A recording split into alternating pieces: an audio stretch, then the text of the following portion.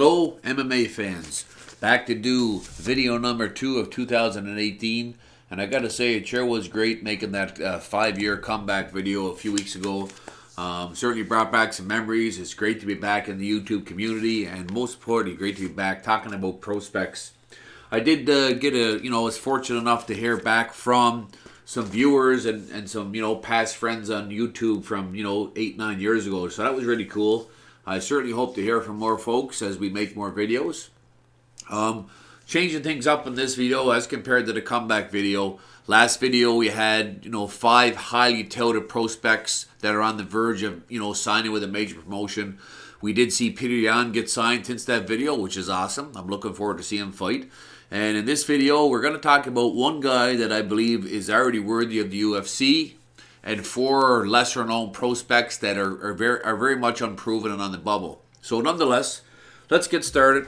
The first guy I want to talk about is Khusein Khaliev, 29 years old. So at that age, of course, he is on the bubble of being, almost too old to be a prospect, but he's on that bubble. 5'11", 170, 18 wins, 1 loss, 5 knockouts, 10 submissions. He just recently had a very tough majority decision win, one of the tougher ones of his career, over 6-0 Tagir Taragov. That was this past weekend. I believe it was WFA 45 or 43. I can't quite remember the number. Another Russian fighter, like we've seen so many prospects lately. Akhmat fight team, and also transitioned to American top team in the U.S. So, key wins, he's beaten some very quality fighters. UFC veteran and 15-4 Valimir Vazero. And I don't think Vazero has been ever stopped before. He's defeated 34-5 former N1 champion with a flying knee knockout. A video I will link to the bottom of this video. Shamil Zavarov, a very experienced fighter that's fought everybody in the Russian scene. He's beat 14-2 Alexander Sidade, 22-12 Yoshihiro Koyama, and he's beat 12-4 Samuel Trindade. So he's got some really good wins on his resume. To me, this guy already belongs at getting his shot. There's some real good reads about Khusein online. I'll try to remember to attach some links to it, at the bottom of the video in the comment section. 4 brothers, all famous fighters. One brother, Rustan, is a 3-time world champion in Russian combat. UFC 2012 signing and Tornado famous kick, Adam. Check out YouTube. An 8-time world champ in combat sports, 3 Kudo and 5 Jiu-Jitsu, pancration. So Khusein, and also a 5-time world kickboxing champ. So his brothers, alone bring that stardom to that family. Just his name alone carries a lot of weight. Khusein started training Taekwondo at age 8 and eventually got into kickboxing and kick-jitsu. He was a champion in shoot boxing, pancration, and Kudo. Again, he's at 18-1, but if you do some background checks and look at some of his articles, you'll see that, as with a lot of Russian fighters, he had another 6 pro victories in Russia that didn't go to his record, so not necessarily sanctioned fights. Again, I'm not sure why Khusein is not already in the UFC, or at least Bellator. He's trained in the U.S. I'm not sure how the visa situation is, but the record, the family is in, the background, the type of competition. He's got serious submission talent, also got KO power, great athleticism. So to me, he's a guy that should be there. Check out the links below in the comment section again for some great highlights in his fight against. I'm going to put his fight against Shamil Zavarov in there, and definitely a fight where he fighting a guy, a 40-fight veteran and a former N1 champ, and just delivered a devastating flying knee knockout. Was really a big win for him. And the time is now for him at age 29. Let's certainly hope he gets a shot. And you know what? If you see this video, do your best to like it and share it. It does give fighters exposure. When I made videos back in the past, I met hundreds of fighters I get messages from when they were starting out. So there is some exposure there. So most certainly, I'd like to hear back from all you guys and what you think of Khusein. Again, check him out and let's hope he gets a shot. The second fighter on this video, this is where we're going to start to have some fun. Another Russian fighter, Baysangur Vakhitov. 26 years old, 8-0, 3 knockouts, 3 submissions, 6 foot, 185 pounds. Again, a Russian fighter from Fight Club Berkut. Key wins, 23-12. In his last fight, he defeated Ye Jong Kim. He didn't look tremendous in that fight. He may have gassed a little bit, but he got the victory. A big KO win over 7-2 Bruno Assay and 8-2 Mehrad Yamirov. So he's a fun pick, a fun guy to talk about. Big punching power, especially in his right hand. Brutal one-punch knockouts. You got to check out the video. Some really tremendous KOs. Does have some hard ground and pound, also got some decent takedowns and some decent wrestling. The cardio is a big question. He may have gassed a little in his last fight. Throws power in both punches and kicks.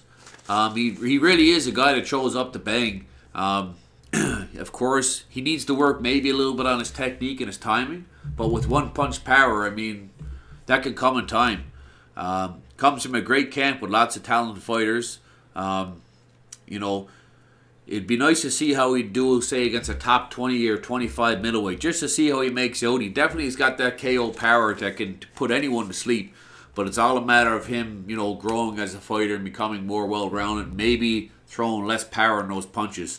But certainly a guy I would recommend, at least for the fun factor, to check out the videos. You'll definitely be entertained with some of these KOs. Number 3 on the list is Pongsiri Mitsatit, and I hope I pronounced that right, but 5'4", 115 pounds, 21 years old, 9 wins, no losses, 7 TKOs, 1 submission. A Thailand fighter. So right then and there, from Thailand, Muay Thai just rings echoes when you hear that. Team Quest Thailand. I guess for key victories, he beat 6-2 Jeremy Machado. But other than that, very low-level competition. But at 21, this guy, we got to talk about this guy. Of course, there's no strawweight 115-pound division in the UFC or Bellator, at least on the men's side. So don't expect to see this guy in North America anytime soon. Pongsiri is settling in very nicely to the One Championship organization. He's now 3-0. And again, 7 of his wins were first-round stoppage, which is impressive. A little background on him. He's got, I think, close to 90 Muay Thai fights. He's won multiple tournaments, promotional champs. Also, he won the North Thailand championship, which is quite an accomplishment in his own right.